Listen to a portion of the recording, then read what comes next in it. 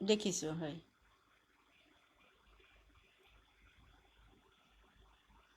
ঠিক আছে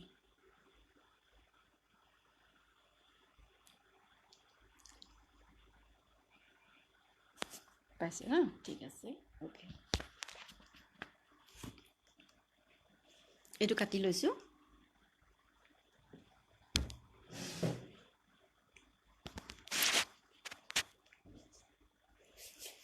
নমস্কাৰ সুদ অসম কবি সন্মিলনৰ সভাপতি সম্পাদক আৰু বিভিন্ন পদ অলংকৃত কৰি থকা সদস্যবৃন্দ আৰু উপস্থিত থকা প্ৰাক্তন সভাপতি সম্পাদক সকলোলৈকে শুভ সন্ধ্যা জনাই মই প্ৰণিপাত জনাইছোঁ সুদ অসম কবি সন্মিলনৰ প্ৰতিষ্ঠা কৰা উদ্যোক্তা প্ৰতিষ্ঠাপক সভাপতি মোৰ অতিকে প্ৰিয় কবি শ্ৰদ্ধাৰ পথাৰখ্যাত ৰাম গগৈদেৱৰ এটা পংক্তিৰে মই আৰম্ভ কৰিব খুজিছোঁ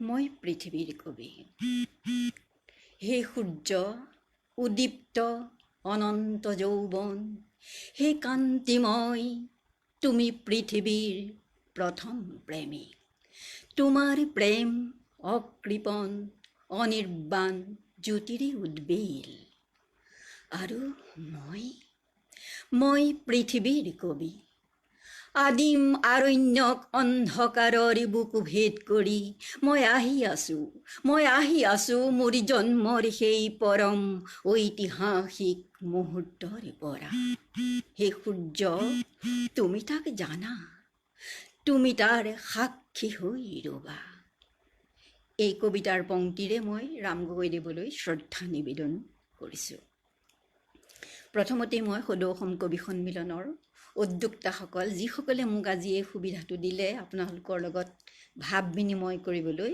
মই সকলোকে কৃতজ্ঞতা জনাইছোঁ আৰু সকলোৰে প্ৰতি মই আন্তৰিক সহযোগিতা বিচাৰিছোঁ আৰু মই যিমান পাৰোঁ যিমান মোৰ দ্বাৰা সম্ভৱ হয় সকলো কথাই আজি খুলি ক'ম বুলি ভাবিছোঁ কাৰণ কবিতা আবৃত্তি মোৰ প্ৰাণৰ স্পন্দন এই স্পন্দনটো ৰক্ষা কৰিবলৈকে মোৰ জীৱনৰ অহোপুৰুষাৰ্থ সাধনা সেয়ে এই বিখ্যাত বিষয়টো আপোনালোকৰ লগত আলোচনা কৰিবলৈ পাই মই নিজকে ধন্য হৈছোঁ এতিয়া এটা কথা অৱশ্যেই ক'ম মই সুদ অসম কবি সন্মিলনৰ জন্মৰ প্ৰাকমুহূৰ্তৰ যিটো প্ৰস্তুতি সেই প্ৰস্তুতিৰ পৰা জন্মলগ্ন বা এতিয়ালৈকে সুদ অসম কবি সন্মিলনৰ লগত মই বিশেষভাৱে জড়িত হৈ আছোঁ আৰু সেইকাৰণে সুদ অসম কবি সন্মিলন মোৰ এটা প্ৰিয় অনুষ্ঠান সেয়ে মই সকলো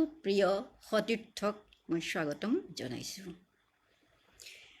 আবৃত্তিৰ বিষয়ে ক'বলৈ যোৱাৰ আগতে মই এটা কথা ক'ম কবিতাৰ বিষয়ে মই বিশেষ কথা নকওঁ আপোনালোক সকলোৱে জানে ক্ৰ'নছ বিৰহত আদ্য হৃদয়ৰ নিৰ্মাণক্ষম যি প্ৰজ্ঞা সেই প্ৰজ্ঞাৰ অৱয়ব বা শাৰীৰিক অৱয়ব দিওঁতেই কবিতাৰ জন্ম হয় আদি কবি বাল্মীকিৰ মুখেদি নিঃসৃত হোৱা সেই ফাঁকি কবিতাই আদি কবিতা বুলি ভাৰতবৰ্ষত মানি লোৱা হৈছে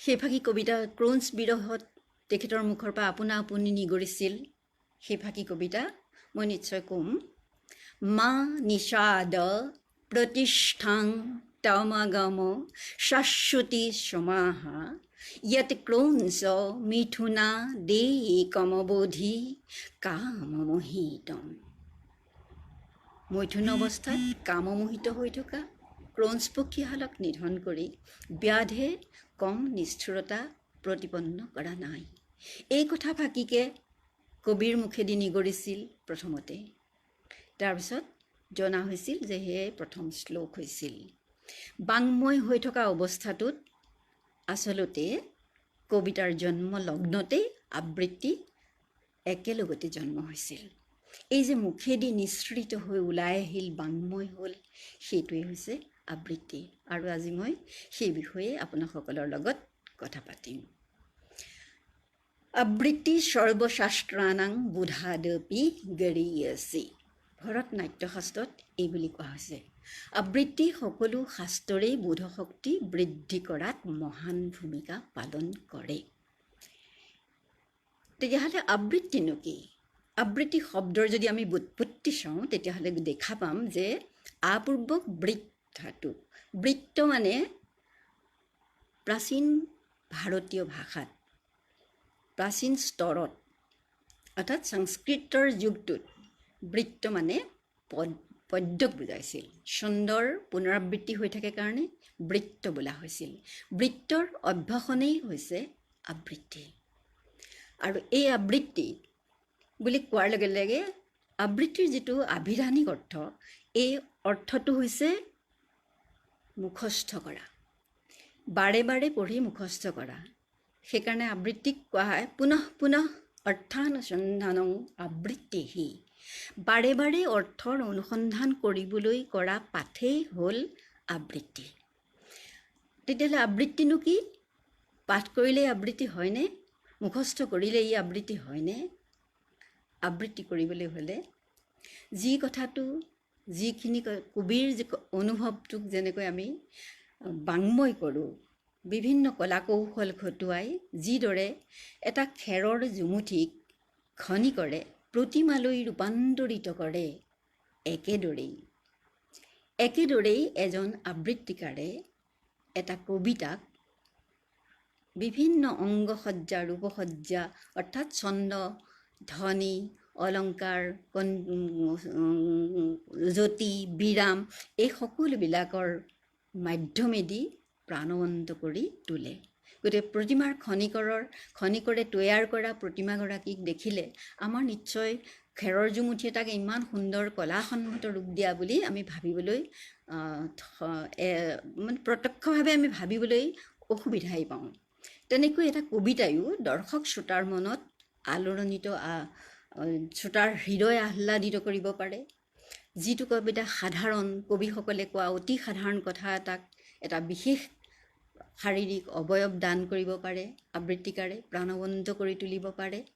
তেনেকৈ কবিতা এটাক প্ৰাণৱন্ত কৰি ৰসগ্ৰাহীকৈ জ্যোতি, বিৰাম, ছন্দ, লয় এইবিলাক ৰক্ষা কৰি এটা সুন্দৰ কলাসন্মত ৰূপ দিয়া হয়, যিটো শুনি দৰ্শক শ্ৰোতা সকলোৱে এটা নান্দনিক আনন্দ উপভোগ কৰিব পাৰে। সেইকাৰণে কবিতাৰ আবৃত্তিও এটা আৰ্ট বা কলা। আৰ্টৰ লক্ষণটোৱে হৈছে মানুহক আনন্দ দান কৰা। কবিতাও আনন্দ দান কৰে মানুহক। সেইকাৰণে কবিতা লিখি কবিজনে, সৃষ্টিকাৰজনে যিমান আনন্দ পায়, আবৃত্তিকাৰজনেও সিমানেই আনন্দ উপভোগ কৰে। কিন্তু পাৰ্থক্য এইখিনিতেই, আবৃত্তিকাৰজন কবি নহ'ব পাৰে। আকৌ যদি আমি বিপৰীতে চাওঁ, কবিজনো আবৃত্তিকাৰ নহ'ব পাৰে। কিন্তু মই ভাবোঁ, কবিসকলক মই ক'ব বিচাৰোঁ যে যিসকলে কবিতা ৰচনা কৰে, সুন্দৰ সুন্দৰ শব্দ নিৰ্বাচনত কবিতা ৰচনা কৰিব পাৰে, কবিতাৰ আংগিকৰ লগত ওতঃপ্ৰোতভাৱে জড়িত হৈ পৰে, ভাৱ নিজৰ, শব্দ নিজৰ, প্ৰকাশভংগী নিজৰ, তেখেতসকলেও কবিতাটোক আবৃত্তি ভংগীত পাঠ কৰিলে বা আবৃত্তিত কৰিলে বেছি ফলপ্ৰসূ হ'ব। আৰু যি বক্তব্য কবিতাৰ মাজেদি ক'ব বিচাৰিছে, সেই বক্তব্য শ্ৰোতা দৰ্শকৰ হৃদয়লৈ তাক সঞ্চাৰিত কৰিব পাৰিব। আৰু সেই সঞ্চাৰিত কৰিলে এটা সকলো মানুহে উপভোগ কৰিব পাৰিব আৰু এই কলাটোৰ লগত একাত্ম হ'ব পাৰিব। এতিয়া আহোঁ, আবৃত্তি কৰিবলৈ হ'লে কি কৰিব লাগেনো? আবৃত্তি এতিয়া কেৱল প্ৰতিযোগিতাৰ বিষয় নহয়, এইটো মই উল্লেখ কৰিছোঁ, প্ৰতিযোগিতাৰ বিষয় নহয়। ই এতিয়া শিক্ষণ কলালৈ ৰূপান্তৰিত হৈছে। শিক্ষণ কলা বুলি কোৱাৰ লগে লগে কিছুমান, বা কলা বুলি কোৱাৰ লগে লগে কিছুমান ব্যাকৰণৰ নীতি নিবদ্ধ আহি পৰে। এই নীতি নিবদ্ধবিলাক মানি চলিলে এটা কলাই আচল অৰ্থত কলাত্মক বা শৈল্পিক ৰূপ পৰিগ্ৰহ কৰে। কবিতা এটা যেতিয়ালৈকে গোৱা নহয় তেতিয়ালৈকে সি সাঁচি থোৱা ধনৰ দৰে কিতাপৰ পাতৰ মাজত সোমাই থাকে। আৰু যেতিয়া কবিতাটো গোৱা হয়, কবিতাটো যেতিয়া আবৃত্তি কৰি দৰ্শক শ্ৰোতাক শুনোৱা হয়, তেতিয়া সেই কবিতাই মানুহৰ হৃদয় জয় কৰে। কল্পনা শক্তি বৃদ্ধি কৰে। শব্দৰ প্ৰক্ষেপণে শব্দৰ লগে লগে শব্দৰ অভিব্যঞ্জনাই মানুহৰ হৃদয় জয় কৰে আৰু হৃদয়ত এনেকুৱা এটা আনন্দ দিব পাৰে যিটো আনন্দ কোনো পঢ়িলে হয়তো নিজে পঢ়ি গ'লে মনে মনে পঢ়ি গ'লে হয়তো সেই আনন্দটো কেতিয়াও নাপাব। তেনেকুৱা এটা এস্থেটিক প্লেজাৰ, এটা বিমূৰ্ত আনন্দ পাব পাৰে। সেই কবিতা পাঠৰ আগতে কিন্তু মানুহে যিহেতু কবিতা কণ্ঠকলা কাৰণেই কণ্ঠক প্ৰস্তুত কৰি ল'ব লাগিব। কণ্ঠ প্ৰস্তুতিৰ কাৰণে প্ৰয়োজন হয় প্ৰাণায়াম। আমি শ্বাস প্ৰশ্বাসক নিয়ন্ত্ৰণ নকৰিলে দীঘলীয়া শাৰী এটা একেটা উশাহতে আমি কৈ যাব নোৱাৰোঁ আৰু উশাহ সলোৱাৰ যিটো কিটিপ বা যিটো কাইদা সেই কাইদাটো আমি শিকিব নোৱাৰোঁ। অৰ্থাৎ শ্বাস প্ৰশ্বাসক নিয়ন্ত্ৰণ কৰিব নাজানিলে একেটা উশাহতে ক'ব লগা এটা দীঘলীয়া কবিতাৰ বাক্য আমি কেতিয়াও ক'ব নোৱাৰোঁ। সেইকাৰণে কৈছোঁ যে আমি প্ৰথমতে প্ৰাণায়াম, সহজ প্ৰাণায়াম কৰিব লাগে শ্বাস প্ৰশ্বাসক কণ্ট্ৰল কৰিব, নিয়ন্ত্ৰিত কৰিবৰ কাৰণে। আৰু কেতিয়াবা কেতিয়াবা আমাৰ কি হয়, কণ্ঠস্বৰ মানে ধ্বনি উচ্চাৰণ কেতিয়াবা আমাৰ নাকেদি উচ্চাৰণ হয়, যিটো আমি নাকেদি উচ্চাৰণ কৰিব নালাগে। তেনেকুৱাকৈ নাকেদি উচ্চাৰণ হয়। তেনেকৈ ধৰা হওক আমাৰ গান গাওঁতে সৰু সৰু ল'ৰা ছোৱালীবোৰে আপোনালোকে মন কৰিছে নিশ্চয় এই গানটো জ্যোতিপ্ৰসাদৰ, সেউজী সেউজী সেউজী গাব লাগিছিল, সেউজী সেউজী সেউজী এই যে নাকেদি উচ্চাৰণটো হ'ল, নাকেদি উচ্চাৰণ নহ'বৰ কাৰণে আমি এটা প্ৰাণায়াম কৰোঁ, সেইটোৰ নাম ভস্ত্ৰিকা প্ৰাণায়াম। জোৰে উশাহটো লৈ জোৰে এৰি দিব লাগে, এইটো নিয়ম নীতিগতভাৱে। আৰু কণ্ঠস্বৰ আমাৰ উদাত্ত হ'ব লাগিব, বিভিন্ন স্বৰগ্ৰামলৈ আমি নিব পাৰিব লাগিব। তাৰ কাৰণে আমি ওমকাৰ ধ্বনিত কৰোঁ। ওমকাৰ ধ্বনিত কৰোঁ, ডায়েফ্ৰামৰ পৰা কৰোঁ, মন্দ্ৰ সপ্তকৰ পৰা, তাৰমানে হাৰ্ট মধ্য সপ্তকৰ পৰা কৰোঁ, হেড মস্তিষ্ক তাৰ সপ্তকৰ পৰা কৰোঁ। তিনিটা সপ্তকত আমি ওমকাৰ বাৰে বাৰে উচ্চাৰিত কৰি আমাৰ কণ্ঠস্বৰক উদাত্ত আৰু গভীৰ কৰি ল'ব লাগিব। এইখিনিৰ উপৰিও আমি শ্ৰুত পাঠ কৰিব পাৰোঁ।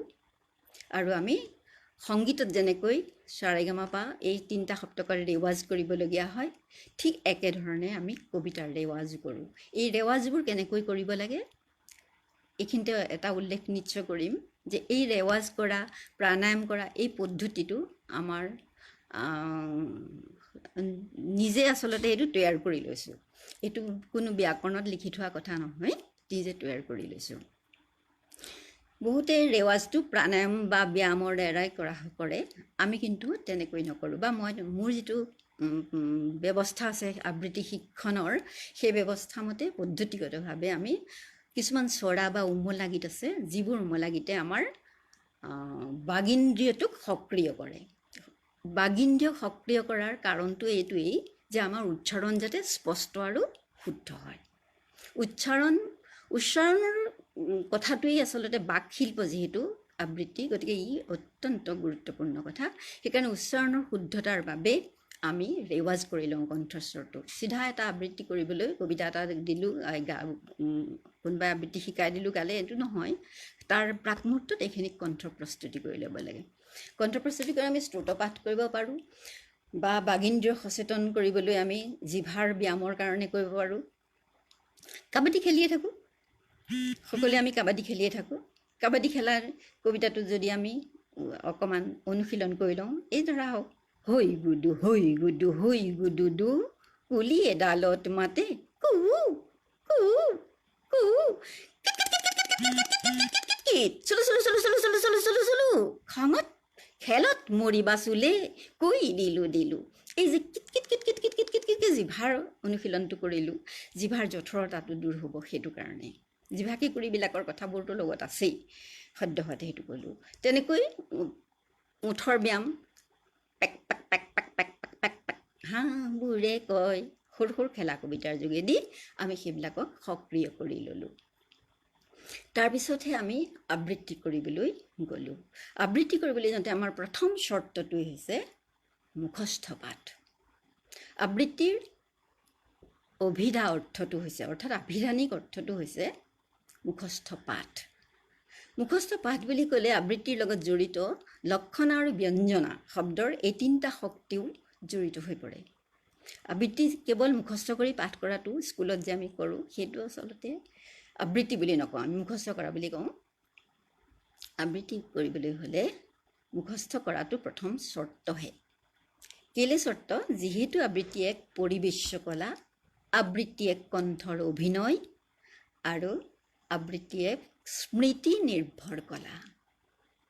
আবৃত্তিৰ বিভিন্ন সংজ্ঞাবোৰ বিভিন্ন ব্যক্তিসকলে দিছে, দিয়াৰ মূলতঃ এইখিনি কথা আছে যে আবৃত্তি এক স্মৃতি নিৰ্ভৰ কলা। যিহেতু পৰিবেশ্য সেয়ে স্মৃতি নিৰ্ভৰ। কেলে মোৰ সন্মুখত বা মই যেতিয়া আবৃত্তিটো কৰি আছোঁ মোৰ সন্মুখত শ্ৰোতা দৰ্শকসকল থাকিব। শ্ৰোতা দৰ্শকসকলে তেতিয়া মোৰ মুখলৈ চাই থাকিব। যদি মই সেইখিনি কথা এখন কাগজ চাই চাই কৈ থাকোঁ মোৰ আই কণ্টেক্টটো নাথাকিব, দৃষ্টি সংযোগটো নাথাকিব। দৃষ্টি সংযোগ নাথাকিলে মোৰ প্ৰকাশভংগীটোৰ লগত শ্ৰোতা দৰ্শক একাত্ম হ'ব নোৱাৰিব। আৰু নাটকৰ চৰিত্ৰত অভিনয় কৰোঁতেও অভিনেতাজনে নিশ্চিতভাৱে বচনবিলাক বা সংলাপবিলাক মুখস্থ কৰি লয়। মুখস্থ কৰাটো এটা চৰ্ত। তাৰপিছতে তাৰ লগত আনুষাংগিকভাৱে লক্ষণা অৰ্থটো আছে যে আবৃত্তি মানে কেৱল পাঠটো নহয়, কবিতা এটা মুখস্থ কৰা নহয়, তাৰ লগত জড়িত হৈ থকা দ্বিতীয় চৰ্তটো হ'ল আবৃত্তিটোত কৰিবলৈ যোৱা কবিতাটোৰ প্ৰত্যেকটো শব্দৰ ধ্বনি উচ্চাৰণ শুদ্ধ হ'ব লাগিব। আমি এইখিনিতে অকণমান ব্যাকৰণৰ কথা কওঁ। অসমীয়া ভাষাৰ যিখন বৰ্ণমালা বা মইতো আখৰমালা বুলিহে কওঁ, আখৰমালা যিখন আছে সেইখন আচলতে ধ্বনিতাত্ত্বিক নহয়। সংস্কৃত ভাষাৰ পৰা আমি সেইখন গ্ৰহণ কৰিলোঁ, কিন্তু সেইখন মুঠেও ধ্বনিতাত্ত্বিক নহয়, ধ্বনি উচ্চাৰণ নহয়। অৰ্থাৎ আমাৰ অসমীয়া আখৰমালাখনত বা বৰ্ণমালা বুলি ক'লেও আপোনালোকে বেছি ভালকৈ বুজিব, মই কিন্তু আখৰমালা বুলি কওঁ, যিহেতু সকলো আখৰ উচ্চাৰিত নহয় কাৰণে আখৰমালা বুলি কৈছোঁ। তাত থকা প্ৰত্যেকটো আখৰৰ উচ্চাৰণ নহয়। দীৰ্ঘধ্বনিবোৰ, স্বৰবৰ্ণত দীৰ্ঘধ্বনিবোৰ উচ্চাৰণ নহয়। আৰু ঐ আৰু ঔ এই দুইটা যুগ্মধ্বনি। অ আৰু ই লগ লাগি ঐ হৈছে আৰু অ আৰু উ লগ লাগি ঔ হৈছে। গতিকে এই দুটা যুগ্মধ্বনি। বাকী কেইটা ধ্বনিৰ আকৌ কোনোটো ধ্বনিৰ দুটা ৰূপ আছে। দুটা ৰূপ আছে, অ আৰু ঔ। এটা অ, আনটো ঔ। অ আৰু ঔৰ যিটো পাৰ্থক্য, এই পাৰ্থক্যটো অৰ্থৰ ভিন্নতা দেখায়। এই পাৰ্থক্যই অ আৰু ঔৰ পাৰ্থক্যই ভিন্নাৰ্থক বুজায়। যেনে ক'ত ঠাই বুজালে, কত পৰিমাণ বুজালে। সাগৰ দেখিছা এটা কবিতাৰ এক লাইন মই কৈছোঁ, সাগৰ দেখিছা, দেখা নাই কেতিয়াও, ময়ো দেখা নাই, শুনিছোঁ তথাপি, নীলিম সলিল ৰাশি, বাধাহীন উৰিমি মালা, আছে দূৰ দিগন্ত বিয়াপি, মুৰি অন্তৰে খনি, সাগৰৰ দৰে নীলা বেদনাৰে। দেখা নাই তুমি, উঠিছে মৰিছে য'ত বাসনাৰে লক্ষ্য ঢৌ, তোমাৰ এই স্মৃতি সীমা চুমি। এই যে য'ত বুলি ক'লোঁ, যত বুলি কয় বহুতে, যত মানে পৰিমাণ, বহুত ঢৌ উঠিছে। কিন্তু কবিতাটোৰ যদি আমি খুব ভালকৈ মন কৰোঁ তেতিয়া অন্তৰৰখন সাগৰৰ দৰে নীলা বেদনাৰে। দেখা নাই তুমি, উঠিছে মৰিছে য'ত, ক'ত বুজাইছে? অন্তৰত, ঠাইত বুজাইছে। সেইকাৰণে যত বুলি ক'লে এটা বেলেগ অৰ্থ হ'ব, যত বুলি ক'লেও এটা বেলেগ অৰ্থ হ'ব। কিন্তু মই এইটো নকওঁ যে যত বুলি ক'লে এই ক্ষেত্ৰত কবিতাটোত ভুল হ'ব। কিন্তু আমি যদি কলা, কাণেৰে নুশুনা কলাক যদি ক'লা বুলি কওঁ তেতিয়া ভুল হ'ব। চুলিৰ ৰং ক'লা সেইটো যদি কলা বুলি কওঁ তেতিয়াও ভুল হ'ব। ল'ৰা ল'ৰা তেতিয়াও ভুল হ'ব। গতিকে আমি শুদ্ধকৈ ক'ব লাগিব। সেইটোৰ আৰু এটা প্ৰেক্টিকেল মই কৈছোঁ, মানে বাস্তৱ ব্যৱহাৰিকভাৱে কৈছোঁ। কাঞ্চনজংঘাৰ বুৰঞ্জীৰ এটা স্তৱক কৈছোঁ মই। অতীতৰো অতীতত যি মহা অতীতে বৰ্তমান ভেদি ভৱিষ্যতলৈ যায়, মোৰে জুহালতে বহি বুৰঞ্জীৰ পাত লুটিয়াই ভৱিষ্যতৰ কথা কয় কল্পনা লংঘা, শুনো বহি বহি মই কাঞ্চনজংঘা। এই কবিতাত মই যে ক'লোঁ অতীত নাই কোৱা, অতীতৰো অতীতৰ যি মহা অতীতে বৰ্তমান বৰ্ত বুলি কওঁতে কৈছোঁ ভেদি ভৱিষ্যতলৈ যায় ভৱিষ্যতলৈ যায় মোৰে জুহালতে বহি বুলি কৈছোঁ বহি বুলি মই কোৱা নাই তেনেকৈ প্ৰান্তীয় মূলত যিবিলাক স্বৰচিহ্ন থাকে শব্দটোৰ দ্বিতীয় অক্ষৰটোত তেতিয়া তাৰ আগত থকা অটো সাধাৰণতে আমি উচ্চাৰণ কৰোঁ যদি কবি কবিতা অতীত ইত্যাদি ধৰণৰ কথাটো সেইকাৰণে আমি মন কৰিব লাগে যে আমি কবিতা নপঢ়োঁ কবিতা পঢ়িম এই কথাটো মন কৰিব লাগে তেনেকৈ এও দুটা আছে এটা এটা একেই কথা উচ্চাৰণৰ ব্যৱহাৰটো একে ঠাইতে হয় বেল বুলি কওঁতে কৈছোঁ বেলি বুলি কওঁতে কৈছোঁ খেলা কবিতা এটা আমি সদায় খেলি থাকোঁ পেহী পেহা আমলখি কেহা টেকেলি পেটা গোবিন্দাই ৰাম জাল বাওঁগৈ আহা এই টেকেলি কৈছোঁ টেকেলি নাই কোৱা পেহা একাৰ কৈছোঁ পেহী একাৰেই কৈছোঁ কিন্তু তাৰ উচ্চাৰণটো দুইটা লিখিছোঁ একেটাই কিন্তু কওঁতে আমি আচল মৌলিক উচ্চাৰণটো আমি কৈছোঁ এই কথাবোৰ কিন্তু মই কোৱা কথা নহয় এইটো ব্যাকৰণ সিদ্ধ Assamese information and development doctor Banikanta কাকতিৰ গৱেষণা পত্ৰখনৰ এই কথাবোৰ স্পষ্টভাৱে লিখা আছে এতিয়া আহোঁ ব্যঞ্জন বৰ্ণবিলাকত মূৰ্ধন্য বৰ্গটোতো একেবাৰে উচ্চাৰণ নহয় দন্ত্য বৰ্গটো দন্ত্য মূলত উচ্চাৰণ হয় তিনিটা ৰ আমি ব্যৱহাৰ কৰোঁ ৰ নাম দি কওঁ দৰে ৰ ধৰে ৰ আৰু দৰে ৰৰ উচ্চাৰণ ৰ কিন্তু ধৰে ৰৰ উচ্চাৰণটো হৈছে ৰেফকাৰযুক্ত হ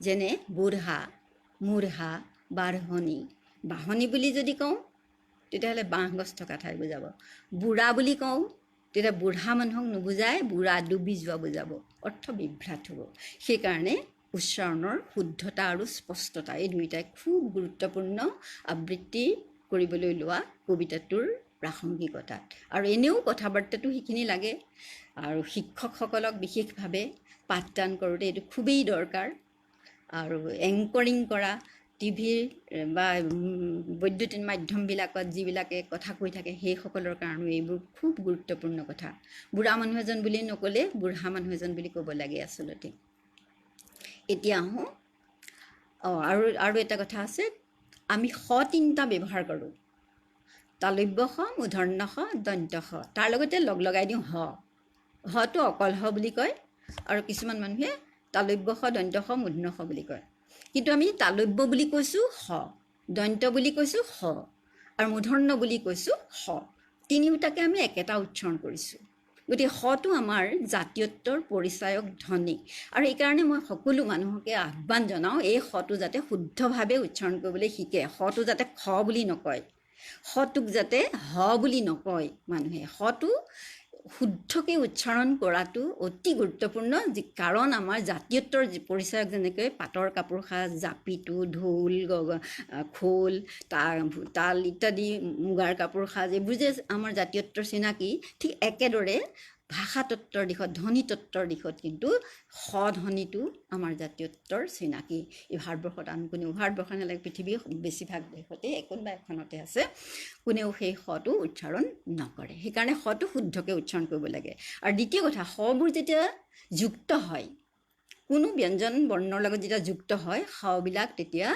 সংস্কৃতমূলীয়া দন্ত্য হটোৰ দৰে দন্ত্য স উচ্চাৰণ হয় দাঁতত উচ্চাৰণ হয় যেনে স্কুল স্কেল ইংৰাজী শব্দকেইটা শ্বহীদ স্বাধীনতা শ্মশান সেইটো স উচ্চাৰণ হয় এই বিশ্লেষণ সংশ্লেষণ যদি আমি আমাৰ বৈদ্যুতিন মাধ্যমবিলাক বিশ্লেষণ বুলি ক'বলৈ যোৱা হয় এনেকুৱা ধৰণৰ কথাবোৰ হয় গতিকে হবিলাকৰ যে স হয় এইটো এটা নিয়ম আছে এই নিয়মটো আমি জানি ল'ব লাগিব এইখিনি দ্বিতীয় পৰ্যায়ৰ দ্বিতীয়টো চৰ্তৰ কথাত ক'লোঁ যে আমি শুদ্ধ আৰু স্পষ্ট উচ্চাৰণ হ'ব তৃতীয়তে আহিলে আবৃত্তিৰ সৌন্দৰ্যটো প্ৰকাশ পায় এই যে আমি থমকি গতিৰ মাজত বিৰতি লৈ পৰিণতিলৈ গৈ থাকোঁ এই যে থমকি যাওঁ তাতেই কবিতাটোৰ সৌন্দৰ্য প্ৰকাশ পায় আৰু এই যে জ্যোতি বা বিৰতি আনি দিয়া কবিতাৰ সৌন্দৰ্যই হৈছে কবিতাৰ ছন্দ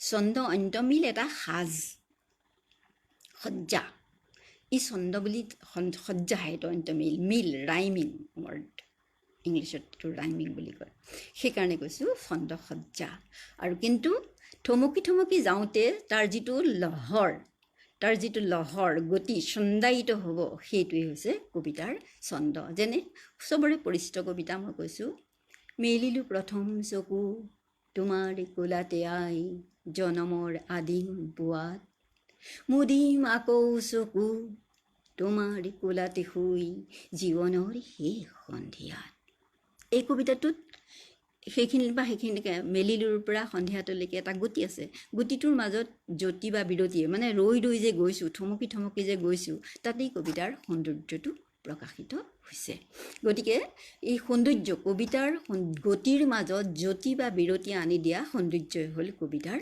ছন্দ গতিকে কবিতাৰ ছন্দ ৰক্ষা কৰি জ্যোতিৰ সফল প্ৰয়োগ হ'ব লাগে বিৰতিবিলাক যথাস্থানত ল'ব লাগে ক'ত ল'ম সেইটো এটা কথা আছে য'ত ৰ'লে অৰ্থ বিভ্ৰাট নহয় সেই ঠাইত ৰোৱাকে জ্যোতি বোলে বা বিৰতি বোলে য'ত বাক্যটো বা ভাৱটো শেষ হৈছে তাত আমি পূৰ্ণজ্যোতি দিম কিন্তু পুনৰ্গমনৰ আকাংক্ষাত যেতিয়া আমি গৈ থাকিম তেতিয়া অনুজ্যোতি আৰু উপজ্যোতিৰ ব্যৱহাৰ কৰিম আৰু বাক্যৰ ক্ৰিয়াৰ ভাৱ মুদ লৈ আমি কি কৰোঁ বাক্যবিলাকক ভাৱবোধকত প্ৰকাশ কৰোঁ প্ৰশ্নবোধকত প্ৰকাশ কৰোঁ আৰু পূৰ্ণজ্যোতিত প্ৰকাশ কৰোঁ এই তিনিটা ধৰণে আমি জ্যোতি চিহ্নটোৰ ব্যৱহাৰ কৰোঁ আৰু এইকেইটাক কি বুলি কোৱা হয় সেইকাৰণে ব্যাকৰণৰ ভাষাত সুৰ লহৰৰ সূচী চিহ্ন সূচী মিনছ চিহ্ন সুৰ লহৰৰ সূচী বুলি কোৱা হয় এইকেইটা সুন্দৰকৈ ব্যৱহাৰ কৰিব লাগে এই প্ৰসংগত আমি দেখা পাওঁ প্ৰায়েই দেখা যায়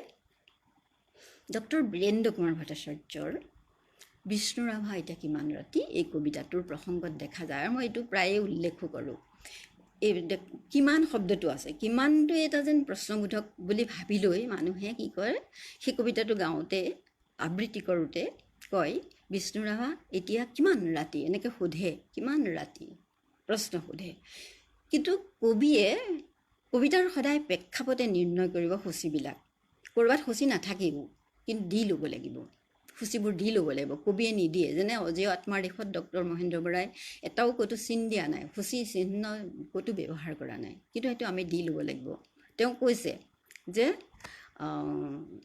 এই স্বদেশ মোৰ বহু সাঁচতীয়া মৰমৰ দেশ ভাল পাওঁ গভীৰ তলিৰ পৰা এই দেশকেই দেশ সি যে নহয় মাথোন এচমকা মাটি অথবা নহয় আকোতে উজুতি খোৱা এচকল পৃথিৱীৰ অকৰা হাতেৰে অঁকা সমতল ছবি মাথো ভূগোল বহিৰ ই যে সত্তাৰ গুহাত তিলে তিলে গঢ় লোৱা তিলোত্তমা ভাৱনাৰ এক অজীৱ চেতনা গোটেইখিনি গাই থাকিলে সময় লাগিব মই সেইকাৰণে গাব খোজা নাই সেইটো কবিতাত ক'তো চিন দিয়া নাই দেশ হাইফেন এডাল ব্যৱহাৰ কৰিছোঁ সি যে নহয় মাথোন এচমকা মাটি অনুজ্যোতি ব্যৱহাৰ কৰিছোঁ তেতিয়া শুনিবলৈ ভাল হৈছে যদি তাক সেই চিনবোৰ দিয়া নাযায় তেতিয়াহ'লে তাৰ যিটো ছন্দায়িত গতি এই গতিটো ব্যাহত হ'ব আৰু তেতিয়া কবিতাটো পঢ়িবলৈ শুনিবলৈ বা হৃদয়গ্ৰাহী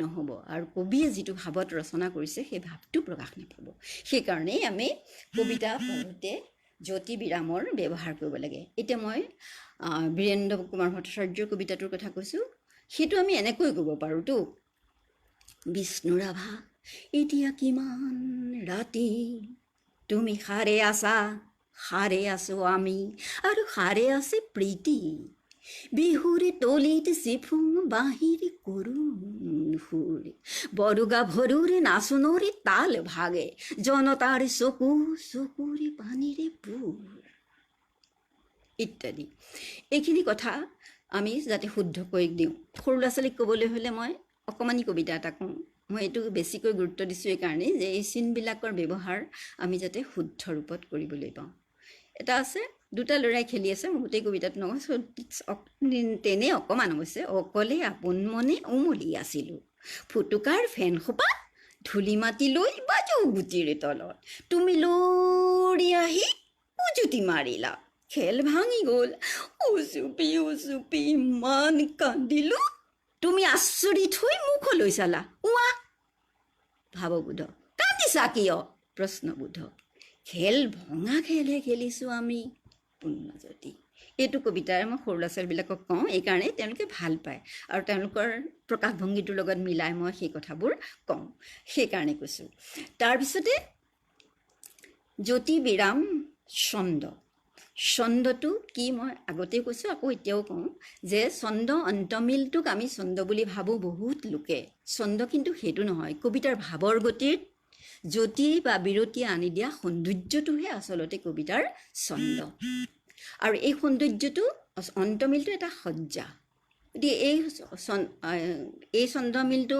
এই অন্তমিলৰ ধাৰণাটো থকাৰ কাৰণে আজিকালি কবিসকলে তেনেকুৱা ছন্দৰ অন্তমিল থকা ছন্দৰ কবিতাবোৰ প্ৰায়েই নিলিখে তথাপি কবিৰ মনত সেই ছন্দ আপোনা আপুনি ওলাই আহে কাৰণ ছন্দায়িত এটা সূচী হৈ কবিৰ হৃদয়ৰ পৰা ওলাই আহে যে হিৰুদাৰ কবিতাবিলাকো যদি চাওঁ আমি ছন্দটো শেষৰ মিলটো থাকেই ভোগালী তুমিতো জানাই এই কবিৰ আৰু একো নাই এটাই মাথো কামিজ তাৰো চিগু চিগু চিলাই প্ৰেম নিশ্চয় এনেকুৱাই আৱৰণ খুলি হৃদয় সিজোৰাই এইটোত আপোনা আপুনি মিলি গৈছে হৃদয় ছন্দায়িত হৃদয়খন কবিতাৰ মাজেদি প্ৰকাশিত হয় ছন্দ দিওঁ বুলিও দিব নালাগে আৰু নিদিওঁ বুলিও বৰ্জন কৰিব নালাগে আপোনা আপুনি আহিলে অমিতাক্ষৰ ছন্দ ভাৱ অনুসৰি জ্যোতি পৰে অমিতাক্ষৰ ছন্দ ভাৱ যিমান দূৰলৈ গৈ থাকে সিমান দূৰলৈ গৈ থাকে আৰু সেইকাৰণে কবি আৱেগৰহে বন্দী নিয়মৰ নহয় সেইকাৰণে কবিয়ে যা ভাৱ যিমান দূৰলৈ সম্প্ৰসাৰিত হৈ জ্যোতি সিমান দূৰলৈকে গৈ থকা ছন্দৰ প্ৰৱহমান কৰি তোলা হৈছে এইখিনি কথা আমি মনত ৰাখিব লাগিব আৰু ছন্দই একো ভাৱ অনুসৰি লয় নিৰ্ণয় কৰে তিনিটা লয় বিলম্বিত মধ্য আৰু দ্ৰুত বিলম্বিত লয়ক মই জনমভূমি কবিতাটোৰ পংক্তিটো গাওঁতেই বিলম্বিত লয়তে গাইছোঁ শান্তৰসৰ কবিতাবোৰ সাধাৰণতে বিলম্বিত লয়ত বা অতি বিলম্বিত নহয় মধ্যলয়ত গোৱা হয় শান্তৰসৰ কবিতাবোৰ আৰু ৰৌদ্ৰৰস আৰু বীৰৰসৰ কবিতাবোৰ সাধাৰণতে দ্ৰুতলয়ত গোৱা হয় বীৰৰসৰ কবিতা এটা গালে তাৰ লয়টো কেনেকুৱা হ'ব ৰণ ৰণ আলোড়ন কম্পন ঘন ঘোৰ গৰ্জন অস্তৰ ঝনঝন সীমান্তে প্ৰান্তে শত্ৰু যে অগণন অসমীয়া জীৱনৰ সন্ধিক্ষণ চাৰিও কাষেদি বেৰি অসম আহিলে ঘেৰি আৰু যে নসহে দেৰি বজা অসমীয়া শৰাই খটীয়া বজা বজা ৰণভেৰি অসমীয়া হুঁচিয়াৰ শত্ৰু পালেহি দুৰ্নিবাৰ যুদ্ধ যুদ্ধ মাথোন যুদ্ধ হাৰিও যুদ্ধ জিনিও যুদ্ধ যুদ্ধ মাথোন যুদ্ধ যুদ্ধ নহ'লে নহ'ব অসমী যে অৱৰুদ্ধ এই কবিতাটোত বীৰৰস আছে গতিকে এইটোত আমি লয়টো আৰু তাৰ আমাৰ কণ্ঠস্বৰটো উচ্চগামলৈ লৈ গৈছোঁ এইটো শান্তৰসত গোৱা নাই তেনেকৈ ৰৌদ্ৰৰসৰ কবিতা সকলো গোটেই কবিতাটো একেটা ৰসতে সাধাৰণতে আমাৰ নাথাকে অলপ অলপ জেগাত থাকে কিন্তু গোটেই কবিতাটো শান্ত ৰৌদ্ৰৰসত থকা এটা কবিতা আছে বিষ্ণুৰাভাই লিখিছে ভাং ভাং ভাং চাৰিটা এই ভাং ভাংটো যদি আমি এনেকৈ গাওঁ ভাং ভাং ভাং ভাং লোহাৰী শিকলি ভাং চিং চিং চিং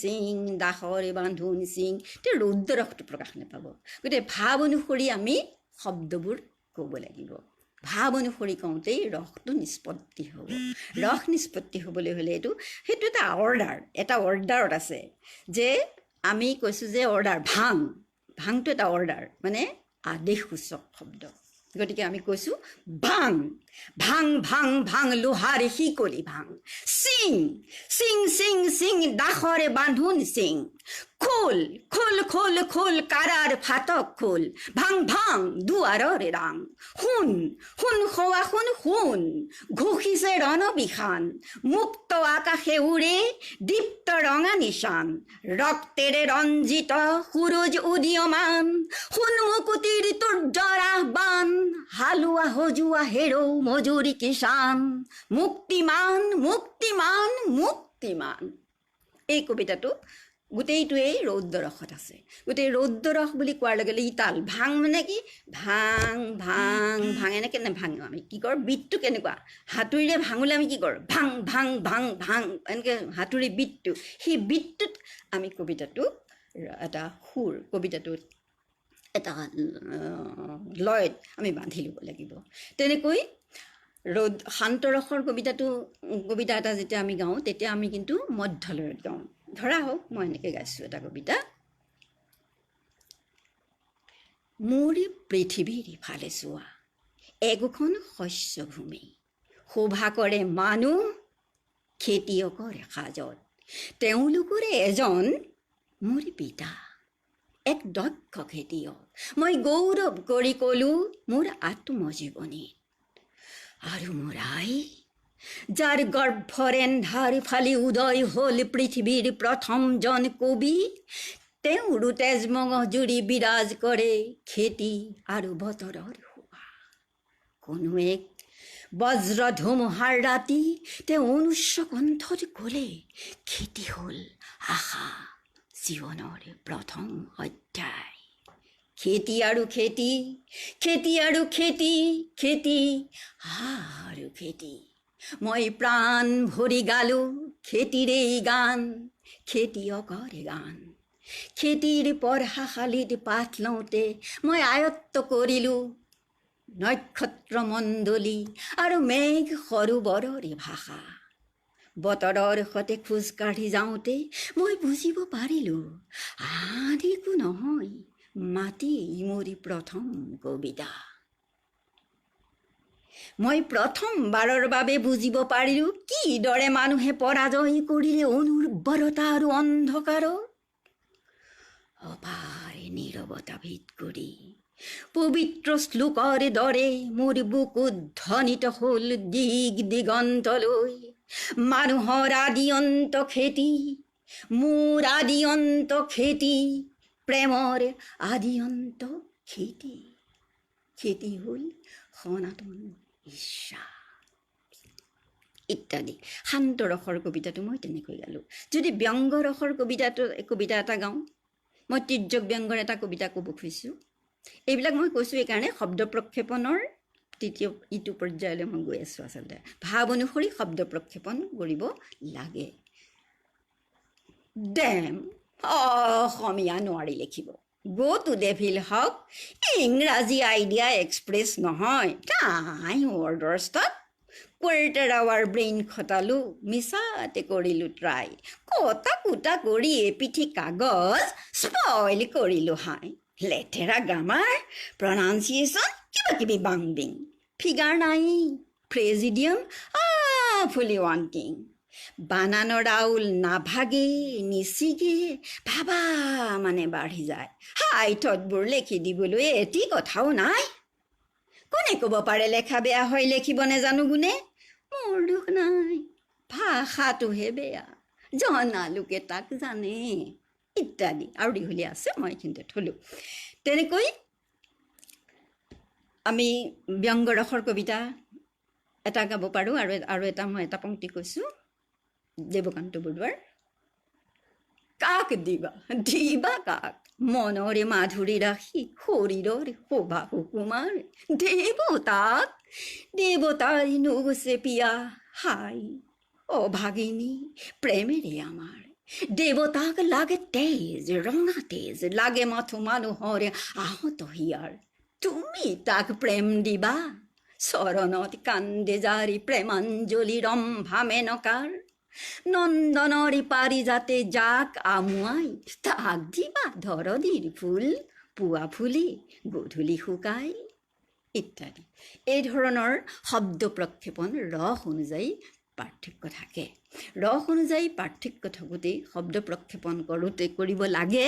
কবিতাৰ এই আবৃত্তিৰ এইটো চৰ্ত। আৰু এইটো কৰোঁতে এটা ডাঙৰ কথা হয়, সেই কথাটো হৈছে কি ভাৱক ভিত্তি কৰি ৰস নিষ্পত্তি হয়। গতিকে স্থায়ী ভাৱবিলাক কোনটো ৰসৰ কি এইটো আমি জানো নিশ্চয়। আমি সকলোৱে একোজন পূৰ্ণবয়স্ক লোক, কবিসকল নিশ্চয় পূৰ্ণবয়স্ক। আৰু যিসকলে পঢ়ি ছাত্ৰ হিচাপেও কবিতা লিখি ইয়াত বহিছে সেইসকলেও জানে যে ভাৱ ভাৱক ভিত্তি কৰিয়েই ৰস এটা নিষ্পত্তি হয়। ভাৱৰ প্ৰতিক্ৰিয়াটো এক্সপ্ৰেশ্যনটোতে ৰসটো নিষ্পত্তি হয়। দুখ লাগিলে কান্দো, আনন্দ লাগিলে হাঁহোঁ, এই যে হাঁহিলোঁ কান্দিলোঁ শাৰীৰিকভাৱে এইটো প্ৰকাশ হ'ল, এক্সপ্ৰেশ্যন হ'ল, সেইটো এটা ৰস নিষ্পত্তি হ'ল। আৰু যেতিয়া আবৃত্তি হয় আমি শাৰীৰিক অংগ প্ৰত্যংগ সঞ্চালনৰ দ্বাৰা আমি নকৰোঁ, সেইটো আমি কণ্ঠৰ দ্বাৰাই কৰোঁ। কণ্ঠৰ দ্বাৰাই কৰোঁতে আমাৰ এটা ৰস নিষ্পত্তি হয়। আৰু এই ৰস নিষ্পত্তি হ'লে কি হয়, কণ্ঠস্বৰৰ মডুলেশ্যন স্বাভাৱিকভাৱে হৈ থাকে। কণ্ঠস্বৰটো যদি মডুলেট নকৰোঁ, যদি আমি একঘেয়ামি কৰি কবিতাটো পঢ়ি থাকোঁ, তেতিয়া ৰসগ্ৰাহী পঠন নহ'ব। আৰু ভাৱক যেতিয়া আমি যথাস্থানত প্ৰয়োগ কৰোঁ, তেতিয়া আপোনা আপুনি কণ্ঠস্বৰৰ মডুলেশ্যন হ'ব, যদিহে আমি সেই মডুলেশ্যনৰ কথাটো জানো। মডুলেশ্যন মানে একেটা স্বৰগ্ৰামতে স্বৰবোৰ নাথাকে। যেনে মই এটা বাক্য কৈছোঁ, কাঞ্চনজংঘাৰ বুৰঞ্জীৰ পৰা কৈছোঁ, মই উচ্চগ্ৰামলৈ গৈ থাকিম এতিয়া। স্বৰ্গে স্বৰ্গে যত দেৱতাৰ ত্ৰাস, শুনি অসুৰৰ আত্মহাস, দূৰে দূৰে জাগে যত মানৱৰ দল, সিহঁতৰ কল্পনাত স্বৰ্ণ কমল, সিহঁতৰ মনীষাত অদ্ভুত দৈলে জ্যোতিষ্মান প্ৰভাতৰ নৱতম দিব্যতম গান। এইটো কথা। স্বৰগ্ৰামটো অট্টহাস কৰিবলৈ হ'লে মই স্বৰগ্ৰামটো ওপৰলৈ লৈ যাব লাগিব, আকৌ কেতিয়াবা তেনেকৈ তললৈ গুচি আহিব লাগিব। যেনে তললৈ গুচি আহিছোঁ, এই ধৰা হওক মোৰ দেশ কবিতাটোৰ শেষৰ পংক্তিটো।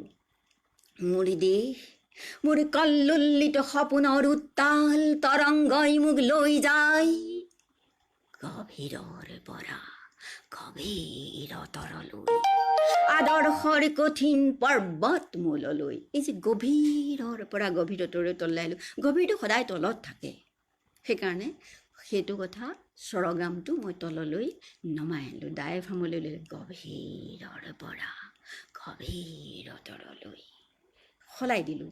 আৰোহণ অৱৰোহণটো সলাই দিলোঁ, স্বৰৰ স্থানটো মই সলাই দিলোঁ। কেতিয়াবা ফুচফুচাই কৈছোঁ, ফুচফুচাই কওঁ, কেতিয়াবা ডাঙৰকৈ চিঞৰি কওঁ, কেতিয়াবা দুখত কওঁ।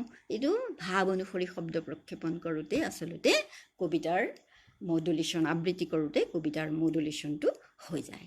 এইকেইটা বিশেষভাৱে, প্ৰথমটো মই আকৌ দোহাৰিছোঁ, মুখস্থ পাঠটো জৰুৰী, যিহেতু ই কোনো কাৰণতেই দৃষ্টি নিৰ্ভৰ কলা নহয়, এই স্মৃতি নিৰ্ভৰ কলা আৰু এই কণ্ঠৰ অভিনয়। কণ্ঠৰ অভিনয় কৰিবলৈ যিখিনি সম্ভৱ সেই সকলোবিলাক কৰিব পাৰি। কেৱল হাত দেখুৱাই অনাহক দেখুৱাব নালাগে। অনাহক দেখুৱাই সৰু ল'ৰা ছোৱালীবিলাকে কৰিলে ৰাইমছবোৰ গাব পাৰে, কিন্তু ডাঙৰ মানুহে আমি এতিয়া হাত মূৰ দেখুৱাই আৰু আকাশ ওপৰলৈ দেখুৱাই পানী তললৈ দেখুৱাই এইবিলাক কৰাৰ আমাৰ বয়সো নাই আৰু এতিয়া প্ৰয়োজনো নাই, আৰু সেইটো মুদ্ৰা দোষ হিচাপেহে পৰিগণিত হ'ব। কিন্তু সৰু ল'ৰা ছোৱালীয়ে সেইটো দেখুৱাব পাৰে, সেইটো একো ভুলৰ কথা নহয়। অংগী ভংগীটো আবৃত্তিত সৰু ল'ৰা ছোৱালীয়ে দেখুৱাব পাৰে, কিন্তু আবৃত্তি বুলি নকওঁ, সেইবিলাকক আমি ৰাইমছ বা উমলা গীত বুলি কওঁ, সেইবিলাক কৰোঁতে দেখুৱাব পাৰে। আৰু দ্বিতীয়তে শুদ্ধ আৰু স্পষ্ট উচ্চাৰণ কৰিব লাগিব। তৃতীয়তে জ্যোতি বিৰাম ছন্দ লয়, এই আটাইকেইটা কথা ক'লোঁ, লয় কথাও ক'লোঁ, চন্দ্ৰৰ কথাও ক'লোঁ, জ্যোতি বিৰামৰ কথা, ছন্দ, এইবিলাক সম্পূৰ্ণৰূপে যথাস্থানত প্ৰয়োগ কৰি সফলভাৱে প্ৰয়োগৰ যিটো নীতি নিৰ্দেশনা আছে কবিতাটোত, সেই কবিতাৰ মতে কৰিব লাগিব। তাৰপিছতে চতুৰ্থতে হ'ল যে আমি ভাৱ অনুসৰি শব্দ প্ৰক্ষেপণ কৰিব লাগিব। ভাৱ অনুসৰি শব্দ প্ৰক্ষেপণ কৰিলেহে কবিতা পঠন বা আবৃত্তিৰ ৰসগ্ৰাহী হ'ব।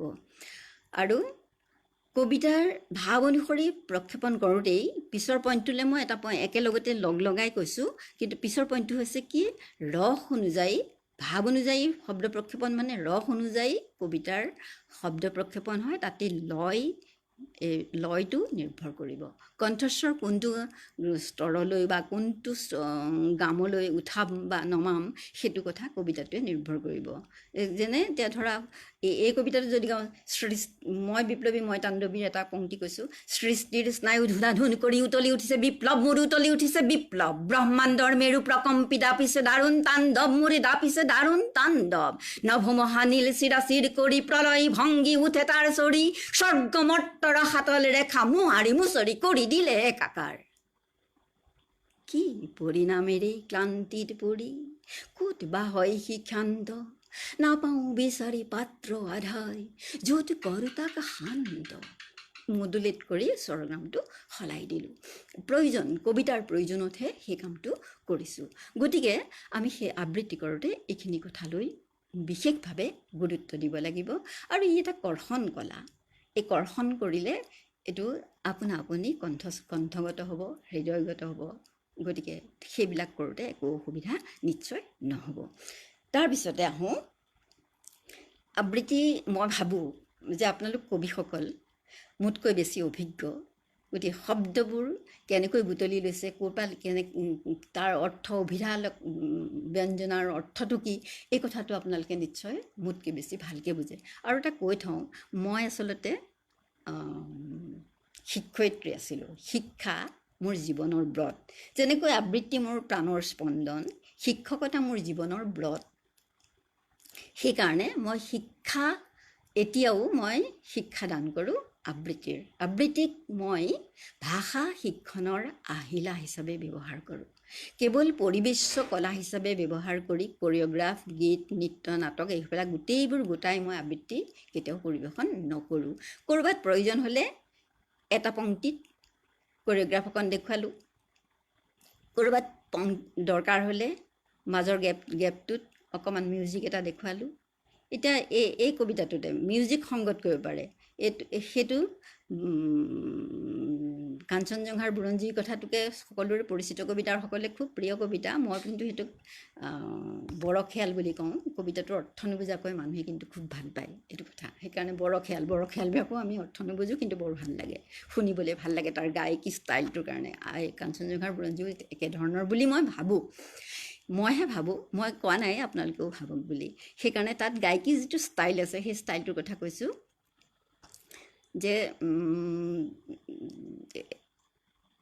যে মানে এনেকুৱা কথাটো কি ক'ব খুজিছিলোঁ মই,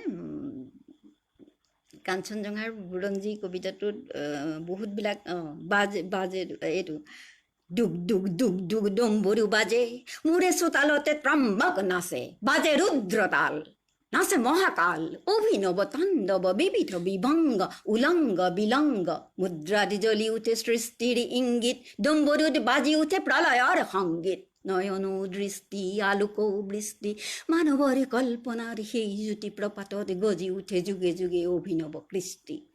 এই কবিতাটোত সংগীত সংগত কৰিব লাগে। সংগীত সংগত কৰোঁতে তেওঁ বাজে ৰুদ্ৰতালখন 11 মাত্ৰাকৈ বজাই দিবলৈ এটা সুযোগ দিব লাগিব। তেতিয়াহে সংগীত সংগত কৰা অৰ্থ থাকিব। গতিকে এনেই এটা মিউজিক এটা এনেই বজাব লাগে কাৰণে বজালে আচলতে এই আবৃত্তি শুনিবলৈ হয়তো ভালেই পাব, মানুহে ভাল পায়। আজিকালি মানুহে যিটো ভাল পায় সেইটোকে কৰা হয়। কিন্তু মই ভাবোঁ আবৃত্তিৰ নিজস্ব বৈশিষ্ট্য কেতিয়াও হেৰুৱাৰ দৰকাৰ নাই। নাটকেও বিভিন্ন শৈলী ব্যৱহাৰ কৰিব পাৰে, একো কথা নাই, পৰিবেশ্য কলা যিহেতু। কিন্তু কেৱল পৰিবেশ্য কলা কৰিলেই কবিতাবিলাকে আবৃত্তিয়ে তাৰ নিজৰ লক্ষণ হেৰুৱাব। সেইকাৰণে বহুতে মই কৰা আবৃত্তিবিলাকক ষ্টেণ্ডিং ৰিচাইটেশ্যন বুলি কয়। মই নাজানো ষ্টেণ্ডিং ৰিচাইটেশ্যন মানে কি, কিন্তু মই ভাবোঁ ৰিচাইটেশ্যন মানে হৈছে কণ্ঠকলা। ই বহি ক'লেও যিটো থিয় হৈ ক'লেও হৈ থাকে, নাচি নাচি ক'লে মানুহে নাচটো চাবনে বাৰু কবিতাটো শুনিব। কবিতাটোৰ মাজত এফাকি গান কৰি ক'ৰবাত দিব পাৰে, ক'ৰবাত যদি বিচাৰিছে সেইটোত ক'ৰবাত এফাকি গান কৰি দিব পাৰে। সাধু কথা এটা মই সদায় গাওঁ, সেই সাধুটোত মানে মাছৰ এখন বিয়া, তাতে এফাকি কবিতা আছে, মৌৰঠীৰ জীয়াৰী সুবন্দনিকণাৰ বিয়া বুলি এটা আছে, সেইখিনি এনেকুৱা বিয়া নামৰ সুৰটো আহি যায় আৰু সৰু ল'ৰা ছোৱালীয়ে সেইটো পৰিৱেশন কৰে, গ্ৰুপত কবিতাটো পৰিৱেশন কৰে, বিভিন্ন মাছৰ চৰিত্ৰ থাকে তাত।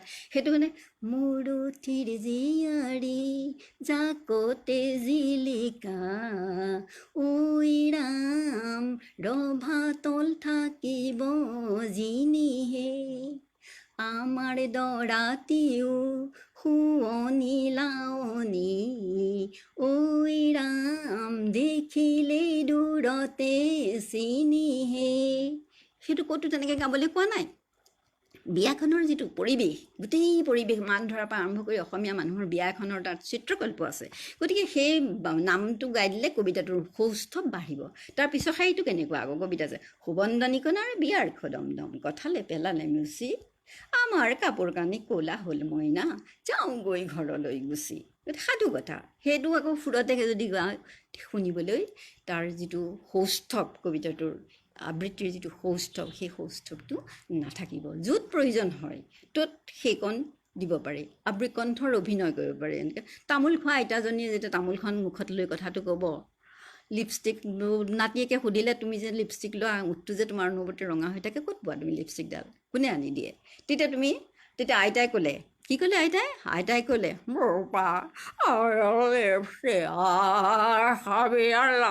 তাৰ তামোলৰ পেক। এইটো এটা ষ্টাইল, এইটো কণ্ঠকলা। সেইটোত আপুনি কথাটো কৈছে, তামোল খাই মুখখনত তামোলখন আছে, তামোলখন মুখত থাকোঁতে কথাটো কওঁতে যেনেকৈ লাগিব তেনেকুৱা লাগিব। তেনেকুৱা ধৰণৰ শব্দ প্ৰক্ষেপণৰ কিছুমান কৌশল কণ্ঠত আমি অভিনয় কৰি দেখুৱাব পাৰোঁ। নাটক এখনো আমি কণ্ঠৰে অভিনয় কৰি শ্ৰুতি নাট্য কৰি দেখুৱাব পাৰোঁ। এই আবৃত্তি, গতিকে আবৃত্তি মই ক'ব খুজিছিলোঁ মোৰ শিক্ষকতা জীৱনৰ এটা ব্ৰত।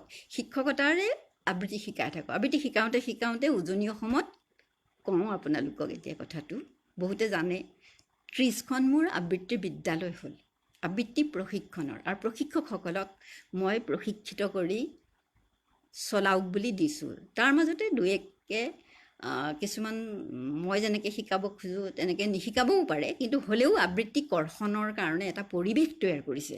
বহু শিক্ষকে সেই কামটো কৰি আছে আৰু কৰি থকাৰ কাৰণে এটা আমি বৃহৎ পৰিয়াল, কাব্যকানন এটা বৃহৎ পৰিয়াল হ'লোঁ। আমাৰ কেইবা হাজাৰো আমাৰ সদস্য আছে। গতিকে এই সদস্যসকলে গোট খাই আকৌ আবৃত্তিক এটা গোটেই অসমত প্ৰভাৱ বিস্তাৰ কৰিব পৰাকৈ অসম আবৃত্তি মঞ্চৰূপে এটা অনুষ্ঠান আমি গঢ় দিলোঁ বিগত 2016 চনত। নগেন শইকীয়া ছাৰে এই অনুষ্ঠানটো উন্মোচন কৰিছিল। ভূপেন চক্ৰৱৰ্তী দেৱক আমি বিশিষ্ট অতিথি হিচাপে নিমন্ত্ৰণ কৰিছিলোঁ। যোৰহাটৰ সাহিত্য সভা ভৱনৰ মুকলি মঞ্চৰ বাকৰিত আমি সেই অনুষ্ঠানটো শুভাৰম্ভ কৰিছিলোঁ। এতিয়াও কিন্তু চলি আছে সেইদৰে। গতিকে আমি আবৃত্তি মঞ্চৰ যোগেদি যিসকলে কবিতা ভাল পায়, কবিতা লিখে, কবিতাৰ লগত যাৰ আনুগত্য আছে, নিলিখেও কেৱল পঢ়ে, সেইসকল মানুহকো সাঙুৰি আমি এখন আবৃত্তিৰ যে কেৱল প্ৰতিযোগিতাৰ বিষয় নহয়, ই যে শিক্ষণ কলা, ই যে কৰ্ষণ কলা, এই কথাটো প্ৰতিপন্ন কৰিবলৈকে এই ব্যৱস্থাটো কৰিছোঁ। আৰু এই কথাটোক লৈ আমি ডিব্ৰুগড় বিশ্ববিদ্যালয়ৰ যিটো কি নাম আছিল, পৰিৱেশ কলা বিভাগ আছিল, তাত আমি এটা আবেদন জনাইছিলোঁ। আমাৰ আবেদন মৰ্মে পৰিৱেশ কলা বিভাগত আবৃত্তি বিষয়টোক শিক্ষণৰ ব্যৱস্থা কৰা হৈছে আৰু সেইটো এতিয়া শিকাই থকা হৈছে। মই এটা ক্লাছে মাত্ৰ কেইঘণ্টামান জোৰা 4 ঘণ্টামান জোৰা এটা দীঘলীয়া ক্লাছ কৰি থৈ আহিছিলোঁ। তাৰপিছত মই যাবলৈ সময় পোৱা নাই আৰু দেশৰ এই অৱস্থাত সেইবিলাক সম্ভৱো হোৱা নাই। যিয়ে নহওক, মই আপোনালোকক এই কথাটো অৱগত কৰি থলোঁ। আৰু আপোনালোকে মোক কিবা প্ৰশ্ন সুধিছে নেকি, মই সেইটো চাব খুজিছোঁ।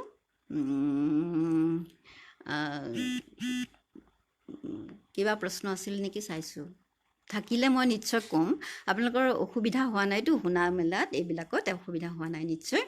গতিকে মই কবিতা আবৃত্তিৰ প্ৰসংগত এই সকলোবিলাক কথা কোৱাৰ উপৰিও মই আৰু কি ক'ব খুজিছিলোঁ, মই ক'ব খুজিছিলোঁ যে আপোনালোকে কবিতাৰ যেতিয়া কৰ্ষণ কৰা লোক, যিসকল শিক্ষক, সেইসকলে কবিতা পঢ়াওঁতে আবৃত্তিক মাধ্যম হিচাপে ল'ব। আৰু মই এটা গৰ্বৰেই ক'ব খোজোঁ যে ইংৰাজী মাধ্যমত পঢ়া ল'ৰা ছোৱালীবিলাকে এতিয়া মোৰ ইয়াত যথেষ্ট পৰিমাণ ল'ৰা ছোৱালী আহি কবিতাৰ আবৃত্তি শিকাৰ যোগেদি অসমীয়া ভাষাত খুব সুন্দৰকৈ বুৎপত্তি লাভ কৰিবলৈ সক্ষম হৈছে।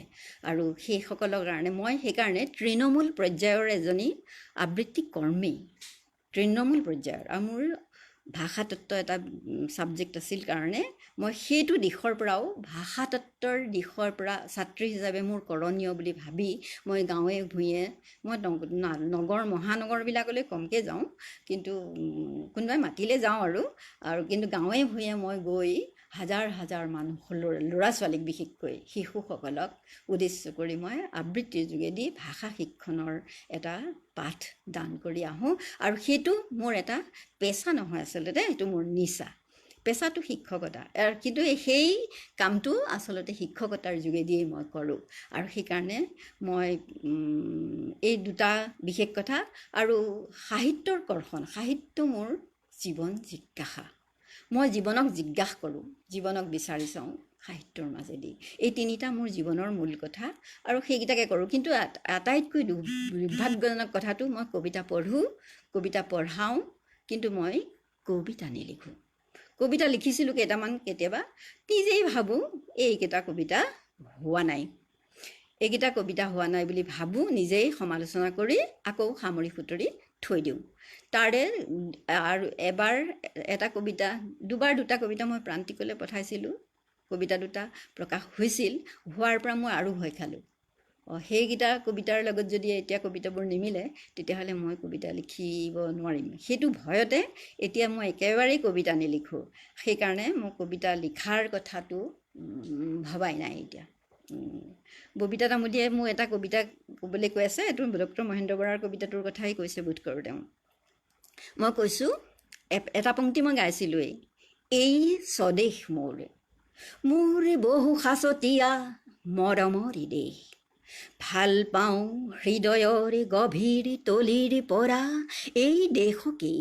দেশ ই যে নহয় মাথোন এচমকা মাটি, অথবা নহয় আকোতে উজুতি খোৱা এচকল পৃথিৱীৰ অকৰা হাতেৰে অঁকা সমতল ছবি মাথো ভূগোল বহিৰ। সি যে সত্তাৰ গুহাত তিলে তিলে গঢ় লোৱা তিলোত্তমা ভাৱনাৰ এক অজেয় চেতনা। শাৰী শাৰী তামোলৰ গছ আৰু সৰু সৰু জুপুৰি পজাৰ মোৰ দেশ, উপজা দিনৰে পৰা আজিলৈকে মচিব নোৱাৰা এক প্ৰাত্যহিক অভিজ্ঞতা। দেখা পাওঁ মোৰ স্বদেশৰ প্ৰতি বহাগৰ খেতিয়কে নাঙলৰ শিৰলুৰে থাকোঁতে আউচি মাটি, যেন সেয়া দেশৰ দেহত এটি আলফুল ভাকুত কুটনি। থিয় হৈ উঠি আহে স্বদেশৰ শৰীৰৰ প্ৰতিডালি নোম, যেন সেয়া আঘোণত পথাৰ উপচি পৰা ৰঙাশালী বগীতৰা আৰু চকোৱাৰ সোণৰ চেকুৰা। এই স্বদেশ মোৰ, ভাল পাওঁ এই দেশকেই। নাগমাটি সীতাতেল আৰু সেউজী সোণৰ মোৰ চিৰজনমৰ নদী আৰু উভয় নদীৰ স্বদেশ। স্তন্যদাত্ৰী এই স্বদেশৰে মাটিতে মিহলি হৈ ধূলি হ'ল মোৰ ককা দেউতাৰ আৰু যত পূৰ্বপুৰুষৰ হাড়। স্বদেশৰ বতাহে সামৰি ল'লে চিতাৰ কুকুহাবোৰ, মোৰ আইৰো আইৰ আৰু আইতাৰো আইতাৰ আৰু প্ৰতি নাৰী প্ৰজন্মৰ দুহিতৃ দেহৰ গৰ্ভধাৰিণীৰ হেৰুৱালো আত্মই। যদি তাৰে কোনোজনে ৰঙা নদী অতীতৰে কৰি গ'ল তেজেৰে ৰাঙলী, যুঁজ কৰি বিদেশী দস্যুৰ সতে প্ৰাণেৰে এই মোৰ স্বদেশ স্বৰ্গৰ হকে। নাজানো সঠিক হ'ল যদি সেই অতৰচোৱা ইয়াৰ মাটিত গজা ৰক্তচোৰা মদাৰৰ ফুল। কোনে জানে খাহৈ সিহঁতো কপে যদি তাৰে কাৰোবাৰ শৰীৰৰ সৰি পৰা এটোপাল তেজ। ভৰপূৰ মোৰ দেশ বহু ৰঙী মানুহেৰে বহুতো সাঁচৰ, এই সিখনি দেশ য'ত মেল খালে অন্য বহু প্ৰাচীন দেশৰ দৰে সৃষ্টিৰ প্ৰথম উশাত মানুহৰ বুৰঞ্জীৰ সভ্যতাৰ এখিলাপাত।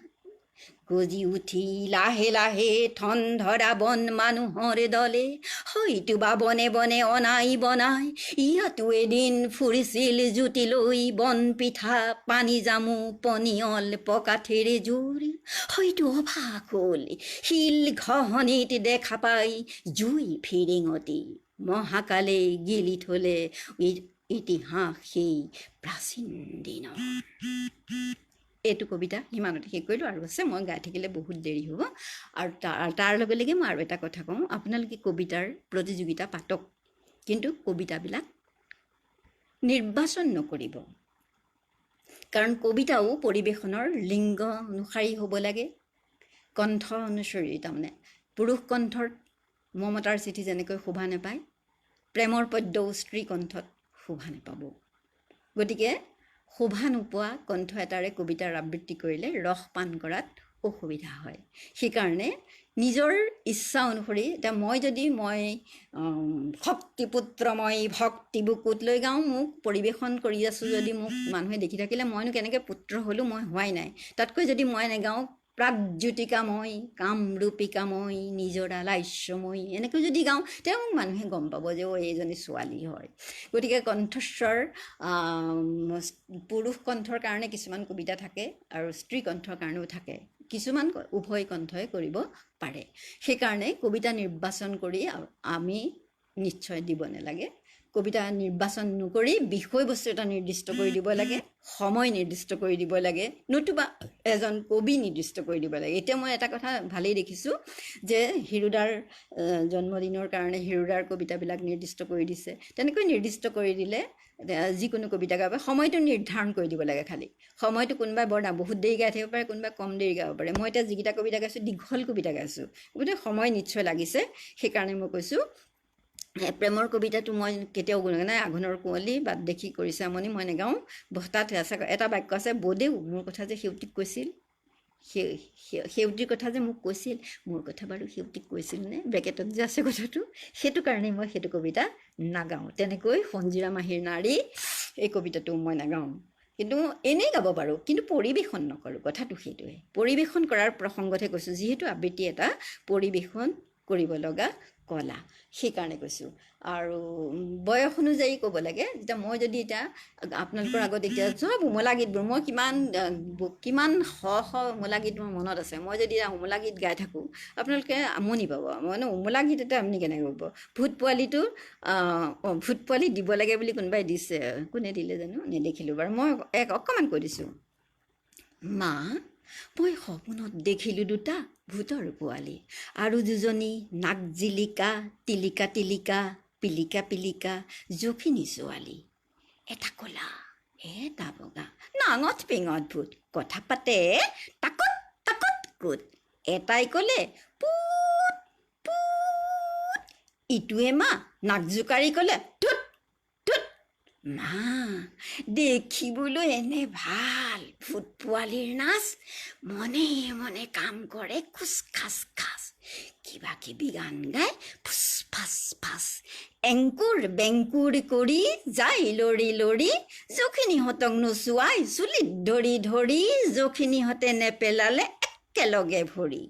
চৰ খোৱা জখিনীয়ে নাচে কঁকাল ভাঙি, কুটুক কুটুক ঘুটুক কৰি, ভূত পোৱালি জাপ মাৰি ভেঙুৰা ভেঙুৰিকৈ নাচে ঠেংটো দাঙি দাঙি।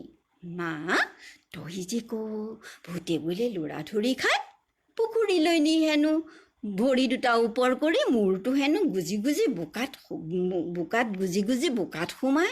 ক'ত আমা, মোক দেখোন সিহঁত দুটাই একোকেই কৰা নাই, ভয় কৰা ল'ৰাকে মা, ভূতে ধৰি কিলাই, মা মোৰ হ'লে ভূতলৈ ভয় নাই। এইখিনি কথা ক'লোঁ। আৰু এইটো কবিতা বহুতবাৰ মানুহে সুধিছে, গতিকে এইটো চলি থাকে আৰু কবিতাটো। তাৰপিছত আৰু কিবা সুধিছেনে চাইছোঁ, সময় হৈছে যদি অকণমান ইংগিত এটা দিলে ভাল হয়। মই আকৌ অলপমান কবিতা পাগল মানুহ, কবিতা গাবলৈ পালে নেৰোঁ। গতিকে মই এতিয়া এঘণ্টা হ'ল সমাপ্ত কৰিবলৈ বিচাৰিছোঁ।